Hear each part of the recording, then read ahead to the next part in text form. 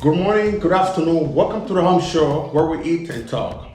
I'm your host, Jean Bantu, and this is our fifth episode. Hey, I have a special guest here tonight. She's a great friend. I've known her for a very long time. She's a gospel artist. She's a great singer. Please welcome Carine Yaweli. Hi, Carine. How you doing? Hello, I'm doing great. How are you? I'm good. Wow, it's great to see you. I know. Wow, man, I've been waiting for this moment for a very long time. I'm so happy you're here in our show. Thank you so much. Pleasure. Yeah, wow. Karen, so I gotta ask you a question. I want you to tell me who is Carine Yaweli. I want to know. I want my audience to know who is Carine Yaweli. Well, I'd like to thank God first before I start. I'd like to thank God, the one that strengthened me every day, and the one that allowed me to be here today. Carine Yaweli. Carine Yaweli is a daughter, a mother, a big sister. I grew up in Congo. I was born in Congo and I grew up in Ivory Coast. And what should I say? I have 3 kids. I'm a mother and I'm also a minister. Right. Oh, that's fantastic. Wow. And then, at what age did you give your life to Jesus Christ? You know what? This might sound funny, but if I remember, I gave my life to Christ when I was 4 years old. 4 years or old. 5 years old. Yes. Wow, that's a long time. Mm-hmm. So you've been in the game for a very long time. How was it though? Like, was it temptation? Any type of? As a child, I just loved God. I know my mom used to speak to us about Jesus Christ a lot. So when I was 4 or 5 years old, I was already writing songs. I'm not gonna say writing, but memorizing songs. And my experience with God was great because since I was young, He was speaking to me a lot, and I was seeing things a lot. So that's how I knew, as I was growing, that's how I knew that I was already, I had a gift and I was already a chosen one. That's fantastic. And then as a child, I'm pretty sure you grew up listening to music. And Right. which artists did you grow up listening to music? And you wish you could sing like them? We have some people who have favorite artists, and they wish they could sing like those people. And which artists did you grow up listening to? When you talk about artists, are you talking about Christian? Oh yeah, or Christian. just Yeah, any Christian artist? artist, gospel singer. Yes. A gospel singer, I'm gonna be honest, the one that really always touches my heart was Marine Sambo, and also Nadej from Adorant l'Éternel. Oh, okay. Yeah, those are the 2 people that really, really like. Those are the 2 people that I really wanted to sing like. Okay. And then, when did you realize that you can sing? You can actually sing. When did you realize that? Okay, so I know I was memorizing song when I was 4 years old, but I realized that I could sing, I'm gonna be honest, when I was 14 years old in Ivory Coast. Because I remember one day my pastor called me. He was like, "Oh, I heard you singing at home. I want you to come and sing us a song." And my dad used to be so excited when they called me to sing. And when they called me and I was singing, like, I knew my voice wasn't that great, but I had something in me that was touching people while I'm singing. So that's when I realized that I'm gifted. That's fantastic. I mean, you sing really good. I just love your voice. Wow. The last time I saw you at the Logos Rema, man, I was like, wow, this woman, she can sing. Oh, man, thank you so much. And you know how, you know what it is. So we have wings here, and they're really hot. You know how it goes. So we're gonna grab one bite. Okay. Yeah. Okay. These things. Oh, Jesus Christ. Whew. Ooh. I didn't want to burn my mouth away. This is hot. This is spicy. Oh yeah, they're real hot. How are you with food, by the way? But hot How food. do I like hot food? No, I don't like spicy food. You don't like spicy food? Oh man, welcome to the home show, I guess. These chickens look delicious, but no, spicy food is it's not my thing. Yeah. So right now you're currently serving to a church, right? Right. So what is your role in the church? What's the name of the church that you're serving right now? Oh my God, I love my church. I'm so excited to say the name of my church. I go in Lagos Rema Church. Well, actually, the church is really big, but we have one here in Houston, Lagos Rema Houston, with Pastor John Divin. Oh my God, I love the man of God. Yeah, that's where I serve as a minister. Well, I am not a minister yet, but I serve there as in a choir. I'm like as a singer. Oh, as a singer. Right. Okay. And how long have you been serving? In that church? I've been serving in Lagos Rema for almost a year now. It took me time to find me a real church. Oh, that's great. And then and you have upcoming artists. Right. You have upcoming songs. Yeah. Yeah. What is the song about? Can you tell us a little bit about that? The title of the song is Je veux tout oublier. Excuse me. I wrote that song in 2006. 2006? Yes. I was pregnant of my first son. So, Je veux tout oublier, it's a French song, which means I just want to forget everything. Because in 2006, in that moment when I was writing that song, I remember I was going through a lot. I was going through a tough time. I felt like I didn't have no one to talk to but God. And I know how much my parents loved me.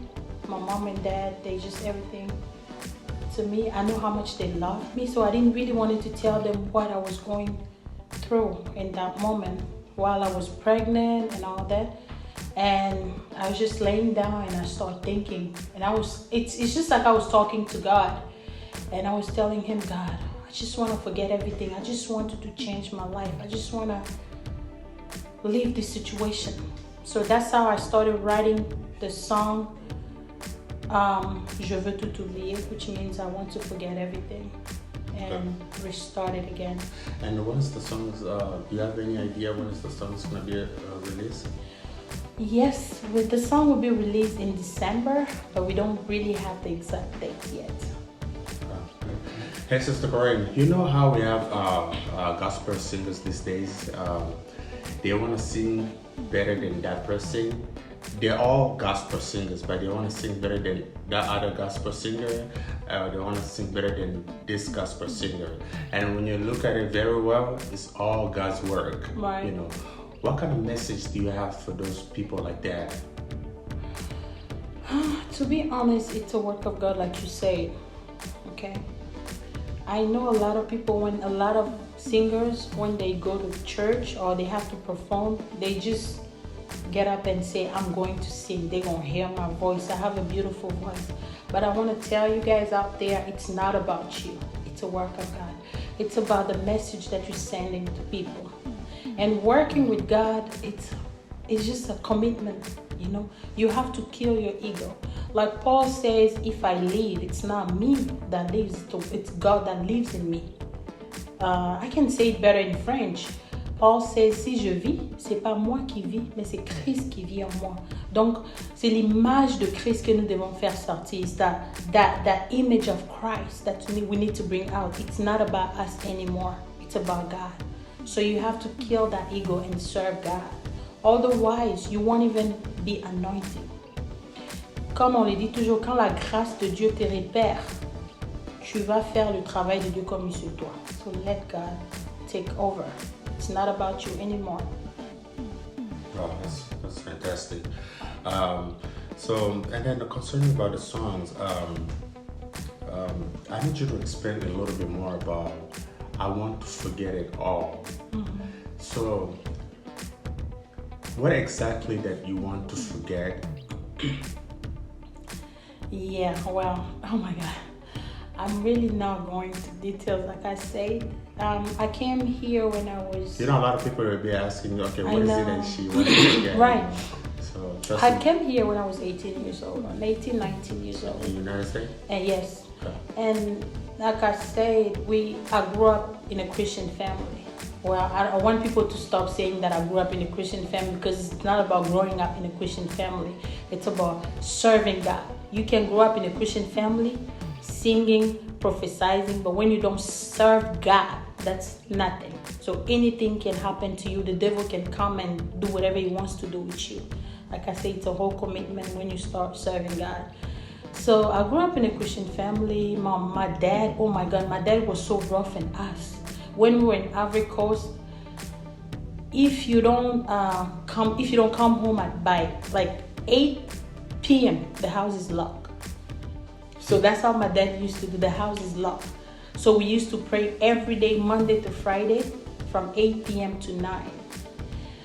So when I came here, I already have an objective of, being a model, a great singer, and all that. You know how you come to America, you're like, oh my God, I'm so excited of. And like la Bible dit que l'homme propose et Dieu dispose. I end up meeting someone that really, didn't treat me the way he's supposed to. He didn't valorize me. That's the word. And I felt like the word had fallen in me because I was going through a lot. I felt like he don't deserve a person like me, because I was just a good person, a great person. And the way I was treated, it was really not good. So, and then I ended up getting pregnant. That was a big wow in the family, because everybody knew Carine as the lover of God. Carine, I grew up to be a woman of God. I wanted to be a preacher. I wanted to be everything at the same time. And as my dad found out that I was pregnant, his blood pressure went high. My mom got sick. It was just a surprise for everybody. And like I said, I'm not gonna go to details, but then I felt like I wasn't valorized by that person. So as I was 8 months pregnant, I was just laying down the bed. I put everything together. I said, God, I don't deserve this. And I started crying. I couldn't talk to nobody, not my parents, not his parents, nobody. I just lay down and I said, God, I don't deserve this. I just want to forget everything. I want to restart it again. Give me a chance to restart it again. Just say one word and everything will be perfect. Because I know that God is the only one who has the last word for us. So. Well, I'm very sorry you had to go through all that. And then just me imagining it right now, how did you manage to be where you are right now? Some people, they cannot handle situations like that when everybody's throwing rocks at you. Rocks, yeah, I went through that. I went through that when my whole community was throwing rocks on me. And I remember my family were there. I remember my little sister was there. I remember Pastor Andre was there for me. He was really tough. Like, everybody was throwing stone on me. They didn't know what I went through. They didn't know how I got into that situation. But people just had something to say. But you know what? Reading the Bible and knowing the Word of God, I learned a lot. It is not what people say about you that you are. It's about what the Word of God says about you that you are. So I just made myself a mature woman. And everything that people says about me doesn't matter to me. Like, I am happy regardless, because I'm not expecting nobody to make me happy. Happiness starts within yourself. So when you allow God to come in your life and He take control of everything, trust me, every word that people will say out wouldn't matter anymore. So yeah, it was tough, but hey, I'm here. Wow, thank God for that. Guys, so she have a album. It's called I Won't Forget It All. So it's gonna be released sometimes in December. So It's gonna be all about her life, so stay tuned on that. So you see the camera right there and this camera, so you want to tell the world what you have going on in your life right now. Okay. First of all, before I say that, I would like to thank my spiritual father, Bishop John Diva. Oh my God, that man is so awesome. He saw the great in me. You know, I've seen pastors, I've went to churches, but that man saw the best in me. He told me, I went to him, I say, Daddy, am I ready to release my song? He said no. He didn't want to please me. He has been so rough with me, and I thought, I was like, in one point I said to myself, he don't love me. But I ended up realizing that, you know, he was just trying to tell me that wait for God's time. And one day I was at home, he texted me and said, you can start working on your songs. That's a real father right there. That don't only want to please me, but he wanted me to take my time. Because you know what? It's not going to be easy. People will be throwing stones. I have to be ready for that. So I want to tell you guys that Naomi Yaweli will be releasing her first song in December. We don't know the date yet, but I want you guys to stay tuned. And thank you so much for having me here. I truly appreciate it. And thank you for coming to our show. You know, this is the moment I've been waiting for a very long time. You have us having you in the show, man. Wow, it's gonna be fantastic. Wow, I'm really happy. Wow, sister, thank you so much. Thank you for having me. God bless you. God bless you too. That's it for the day, guys. Have a good night and God bless you.